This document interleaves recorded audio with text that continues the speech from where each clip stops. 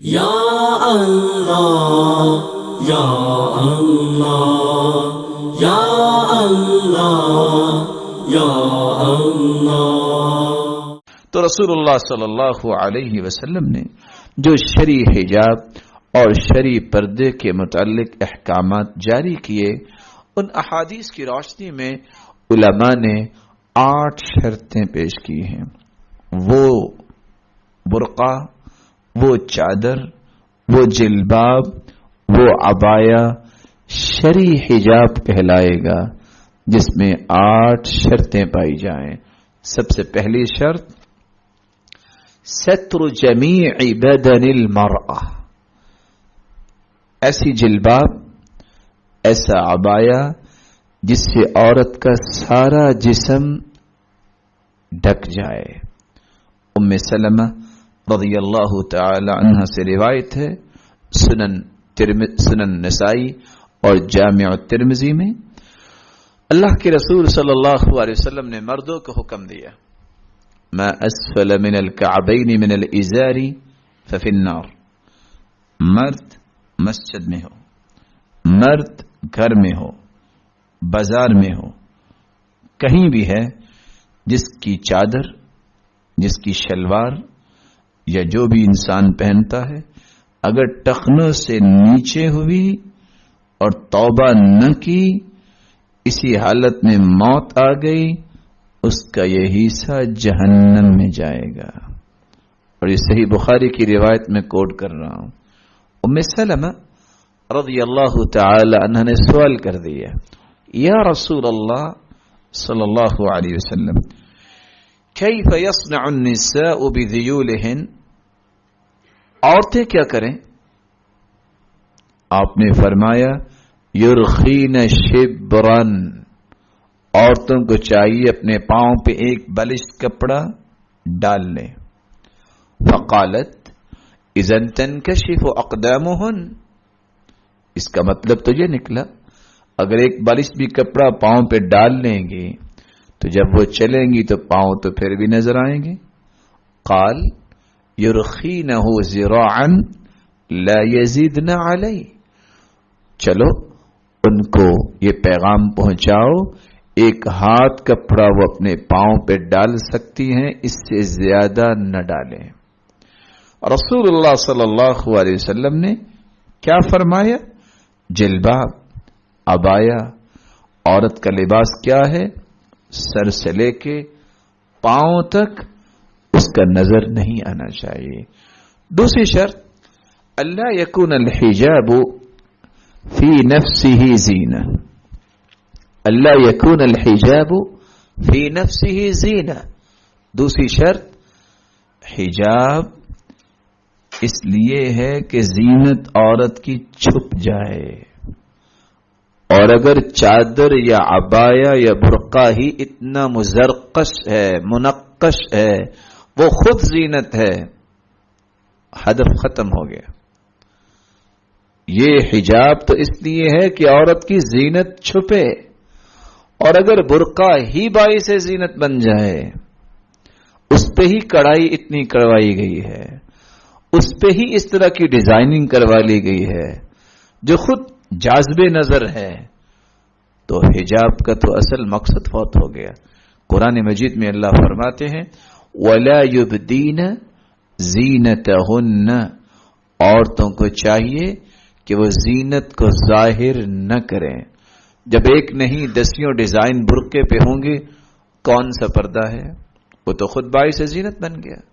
تیسری شرط، ان یکون صفیقا ثخینا لا یشف، ایسے کپڑے سے عبایا بنایا جائے، جلباب جو صفیق ہو، موٹا ہو، جس سے عورت کے جسم کے خد و خال نظر نہ آئے۔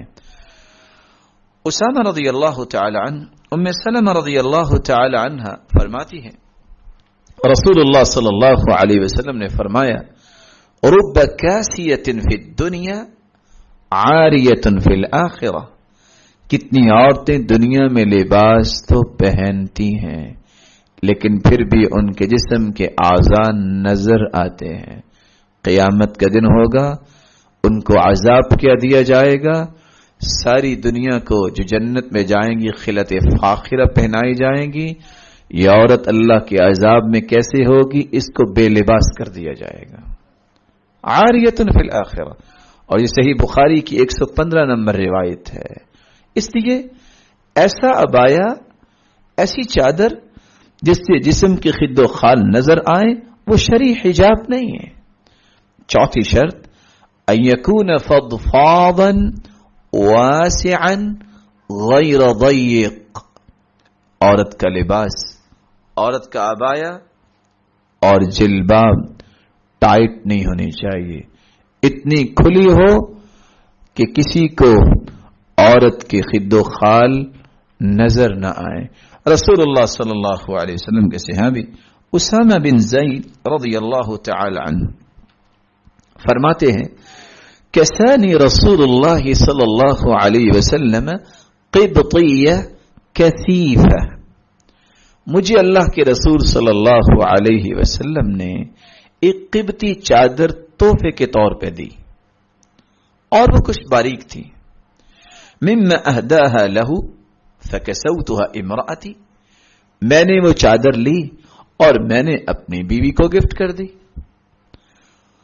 فقال لي رسول الله صلی اللہ علیہ وسلم ما لك لم تلبس قبطیہ. ایک دن سرتاج رسول صلی اللہ علیہ وسلم مجھ سے پوچھتے ہیں یہ بتاؤ تم وہ چادر جو میں نے تمہیں تحفہ دیا تھا تم نے کبھی پہنی نہیں؟ اسامہ بن زید رضی اللہ تعالی عنہ فرماتے ہیں قلت یا رسول اللہ صلی اللہ علیہ وسلم کسوتها امرأتی. میں نے وہ اپنی بیوی کو پہنا دی.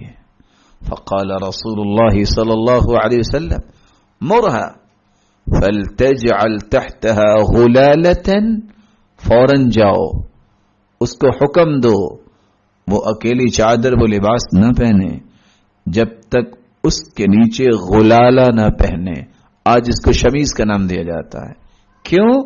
فإنی اخاف ان تصف حجم عظامها. مجھے خوف ہے کہ کہیں اس کے ہڈیوں کا حجم لوگوں کو، عورتوں کو نظر نہ آئے. تو ایسا عبایا، ایسے جلباب، ایسا لباس کسی عورت کے لیے جائز نہیں. اور آپ تعجب کریں گے مسلمان جب قرآن و سنت سے دور ہوتا ہے تو پھر فخر کس بات پہ کرتا ہے؟ اس بات پہ جو معاشرے نے اس کو رنگ دیا ہوتا ہے.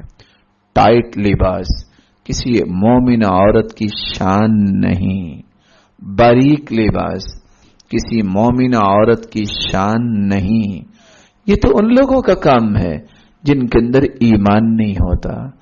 اور عائشہ رضی اللہ تعالی عنہ نے سچ کہا ان کنتن مؤمنات، اگر تو تم مومنہ عورتیں ہو تو یہ فلیس ھذا بلباس المؤمنات، تو مومنہ عورتوں کا یہ لباس نہیں. اور یہاں رک کے ایک اور بات بھی میں کہنا چاہوں گا. مومنہ اور منافقہ عورت میں فرق کیا ہے؟ المؤمنہ تتزین لزوجها. مومنہ عورت سج دج کرتی ہے تو اپنے خاوند کے لیے. والمنافقہ تتزین لغیرہ. اور منافقہ عورت اپنے خاوند کے لیے نہیں لوگوں کے لیے زیب و زینت اختیار کرتی ہے. ایک عورت کو سوچنا ہے کہ میں اس وقت ایمان کے دائرے میں ہوں یا کہ ایمان کے دائرے سے نکل چکی ہوں. اور سوچنے کی بات بھی یہ ہے کہ ایک عورت جس کو اللہ تعالیٰ نے مال بھی دیا ہے، جس کو اللہ تعالیٰ نے جمال بھی دیا ہے، یہ کس لیے ہے؟ اس لیے کہ اس کی حفاظت کی جائے. آج انسان کے پاس ڈالرز ہوں اس کو لاکر میں رکھواتا ہے، اس کو کتنے احتیاط سے رکھتا ہے. کیا قیمت ہے ڈالرز کی؟ کیا قیمت ہے یورو کی؟ اللہ کے رسول فرماتے ہیں کہ کائنات میں سب سے مہنگی چیز نیک عورت ہے، اور اس کے لیے کوئی لاکر نہیں ہے، اس کے لیے کوئی احتیاط نہیں ہے، اس کو اجازت کی بھی ضرورت نہیں ہے. اور اس کو پردے کی بھی ضرورت نہیں ہے. آخر کیوں؟ جب انسان کے ایمان میں کمی ہوتی ہے تو پھر اس طرح کے حیلے اور بہانے پیش کرتا ہے. اور آپ نے سنا ہوگا اتفاق سے کہنے والے تو یہاں تک بھی کہہ چکے ہیں پردہ تو دل کا ہوتا ہے، پردہ دل کا ہوتا ہے. میرا نہیں خیال کہ دنیا میں کوئی بھی ڈاکٹر یہ رپورٹ دے سکتا ہو کہ جس کے جسم پہ مختلف قسم کے نشان اور مختلف قسم کے سٹاپس نظر آئیں اور وہ کہے کہ اس کے خون کی سرکولیشن ٹھیک ہے. جب انسان کا عقیدہ بگڑتا ہے، ایمان کمزور ہوتا ہے، تو پھر یہ کہتا ہے کہ پردہ دل کا ہوتا ہے. اور بعض لوگ کیا کہتے ہیں، جناب اصل بات یہ ہے ہماری بیٹی نے تو کبھی اوپر دیکھا ہی نہیں، ہم یہ مانتے ہیں ماشاءاللہ وہ نیک ہوگی، ہمیں یقین ہے کہ وہ صالحہ ہوگی، لیکن وہ عائشہ سے بھی نیک ہے، وہ ام سلمہ سے بھی نیک ہے، کیا وہ صفیہ رضی اللہ تعالی عنہا سے بھی نیک ہے، وہ حمنہ رضی اللہ تعالی عنہا سے بھی نیک ہے، وہ ام حبیبہ رضی اللہ تعالی عنہا سے بھی نیک ہے؟ یہ مقصد نہیں ہے جو ہم سمجھے بیٹھے ہیں کہ وہ دیکھتی نہیں ہے. اللہ نے اس کی عزت کو بڑھانے کے لیے حکم دیا ہے، اس کی شان کو بلند کرنے کے لیے حکم دیا ہے. رسول اللہ صلی اللہ علیہ وسلم نے اگلی ایک بات سمجھائی ہے، 5ویں شرط، اللہ یکون مبخرا مطیبا. برقع یا عبایا، جلباب، چادر. ابتدائی اسلام میں عورتوں نے چادریں پہنی. جب دنیا میں زرق برق لباس عام ہونے لگے تو پھر صالحات اور تقیات، صالحہ عورتوں نے ان چادروں کی بجائے عبایات استعمال کرنا شروع کیے. جس طرح لوگوں کے اندر برائی عام ہونے لگی تو عزت اور حشمت اور عفت اور سلامتی کی راہ کو اختیار کرنے کے لیے یہ طریقہ اختیار کیا گیا. اللہ یکون مبخرا مطیبا. 5ویں شرط یہ ہے اس برقع اور عبایا کو خوشبو نہ لگائے، عطر نہ لگائے. سبب کیا ہے؟ صحیح الجامع کی روایت ہے، ایما امرأة استعطرت فمرت على قوم لیجدوا ریحها وهي زانیہ. جو عورت گھر سے نکلتی ہے، خوشبو لگاتی ہے اور مردوں کے پاس سے گزرتی ہے اور مردوں کو اس کی خوشبو پہنچ جاتی ہے. آپ حیران ہوں گے الفاظ کا ترجمہ میں کیا کروں، لیکن یہ شریعت ہے، کرنا ہی پڑے گا. فہی زانیہ، وہ بدکار عورت ہے. رسول اللہ صلی اللہ علیہ وسلم نے منع فرما دیا، بلکہ روایت کیا بتاتی ہے اس کی نماز قبول نہیں حتی تغتسل، جب تک وہ غسل نہیں کر لیتی. 6ٹھی شرط، اللہ یشبہ ملابس الرجال. عورت کے لیے جائز نہیں کہ وہ مردوں کے مشابہ لباس زیب تن کرے. وہ عبایا، وہ برقع مردوں کے مشابہ نہ ہو، کیونکہ رسول اللہ صلی اللہ علیہ وسلم کا فرمان ہے، لعن اللہ الرجل یلبس لبسة المرأة. لعنت ہے اللہ تعالی کی اس مرد پر جو عورت کا لباس پہنتا ہے. والمرأة تلبس لبسة الرجل، اور اس عورت پر بھی لعنت ہے جو مردانہ لباس پہنتی ہے. بلکہ رسول اللہ صلی اللہ علیہ وسلم نے فرمایا 3 ایسے بدبخت ہیں، ثلاثۃ لا ينظر اللہ الیہم یوم القیامہ. قیامت کے دن اللہ تعالیٰ ان 3 بدبختوں پر نظر رحمت نہیں ڈالیں گے. اور وہ 3 کون ہیں؟ العاق لوالدی، جو والدین کے نافرمان ہیں. دوسرا والمرأة المترجلة المتشبهة بالرجال، وہ عورت جو مردانہ لباس زیب تن کرتی ہے اور مردوں کی مشابہت اختیار کرتی ہے. اور تیسرا والدیوس الذي يقر في أهله الخبث وہ انسان جس کے گھر میں فحاشی اور عریانی کے مناظر ہیں اور اسے کوئی پرواہ نہیں ہے۔ رسول اللہ صلی اللہ علیہ وسلم نے اگلی بات یہ سمجھائی، 7ویں شرط، اللہ تلبس ملابس الکافرات، مومنہ عورت کافروں کے مشابہ لباس نہیں پہنے گی۔ کافروں کے مشابہ کیوں نہیں پہنے گی؟ من تشبہ بقوم فہو منہم، جو کسی کی مشابہت اختیار کرتا ہے وہ انہی میں سے ہے۔ اور دوسری روایت میں آتا ہے وحشر معہم یوم القیامہ، دنیا میں جس سے انسان مشابہت کرتا ہے انہی کے ساتھ اٹھایا جائے گا۔ بلکہ رسول اللہ صلی اللہ علیہ وسلم کے صحابی عبداللہ ابن عمر رضی اللہ تعالی عنہ بیان کرتے ہیں، رأى رسول اللہ صلی اللہ علیہ وسلم علی ثوبین معصفرین، میرے اوپر 2 زرد کس رنگ کی چادریں رسول اللہ صلی اللہ علیہ وسلم نے دیکھی، فقال ان هذه من ثياب الكفار، یہ کافروں کا لباس ہے، فلا تلبسها، اس کو مت پہنیے گا۔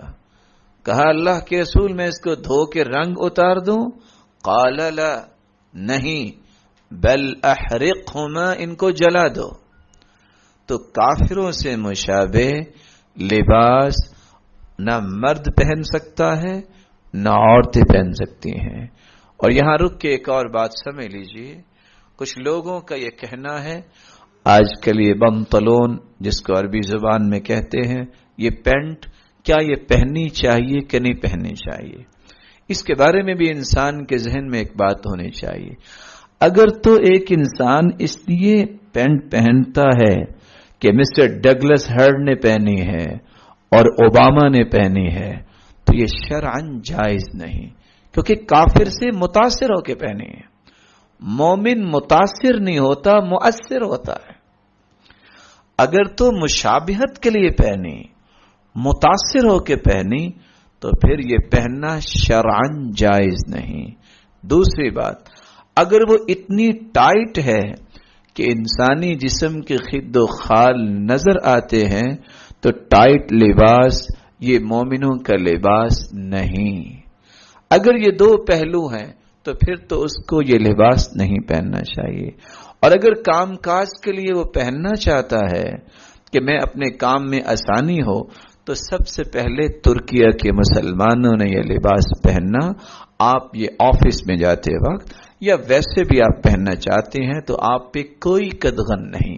قدغن اس وقت آئے گی جب آپ کافروں سے متاثر ہو کے پہنیں گے، یا آپ کافروں سے مشابہت کرتے ہوئے پہنیں گے، یا اپنے سطر کا بھی خیال نہیں کریں گے اور اس طرح اس کو پہنیں گے کہ آپ کے جسم کے خد و خال نظر آ رہے ہیں، تو یہ شرعی حدود کو تجاوز کرنا ہے۔ ویسے آپ کوئی بھی لباس پہنے جو ساتر ہے، جس سے ستر پوشی بھی ہوتی ہے، آپ اس کو پہن سکتے ہیں۔ اور ویسے بھی یہ ترکیہ کے مسلمانوں نے سب سے پہلے اس کو اختیار کیا اور زیب تن کیا تھا۔ 8ویں بات، اللہ تقصد به الشہرۃ بین الناس، ایسا برقع، ایسا عبایا، ایسی چادر، ایسا لباس عورت کو نہیں پہننا چاہیے جس سے مراد شہرت ہو۔ کیوں؟ کیونکہ رسول اللہ صلی اللہ علیہ وسلم کا فرمان ہے، من لبس ثوب الشہرہ البسہ اللہ یوم القیامہ ثوب مذلہ، جو شہرت کا لباس پہنتا ہے قیامت کے دن اسے ذلت کا لباس پہنایا جائے گا۔ ثم یلہب فیہ النار، پھر اس کے اندر آگ لگا دی جائے گی۔ شہرت کا لباس یہ جائز نہیں۔ تکبر، گمنڈ، غرور کے لیے لوگ کہیں کیا کمال کا یہ لباس ہے، لوگ کہیں کیا کمال کا یہ عبایا ہے۔ مقصود اللہ کی رضا ہو، مقصود ستر پوشی ہو، مقصود زیب و زینت اختیار کرنا ہو مرد کے لیے، اور عورت بھی زیب و زینت اگر اختیار کرے تو گھر میں اپنے خامد کے لیے، لیکن اگر شہرت کا لباس پہنا ہے تو یہ ذلت کا لباس قیامت کے دن پہننا پڑے گا۔ یہ 8 شرطیں اس وقت لجنہ دائمہ جو فتویٰ کمیٹی سعودی عرب کی ہے، اتفاق سے اگر آپ انٹرنیٹ پہ جائیں تو آپ 12,352 نمبر فتویٰ جو اس کمیٹی کا ہے، ان تمام شروط کا تذکرہ انہوں نے بھی کیا ہے جو احادیث ابھی آپ نے سنی۔ وَيُكْرَهُ لُبْسٌ فِيهِ شُهْرَةُ لَابِسِ وَوَاصِفُ جِلْدٍ لَا لِزَوْجٍ وَسَيِّدِ، کسی عورت کے لیے جائز نہیں وہ ایسا لباس پہنے جس سے اس کی شہرت مقصود ہو، اور نہ ہی ایسا لباس پہنے جس سے اس کے جسم کی جلد نظر آئے یا اس کے جسم کے خد و خال واضح ہوں۔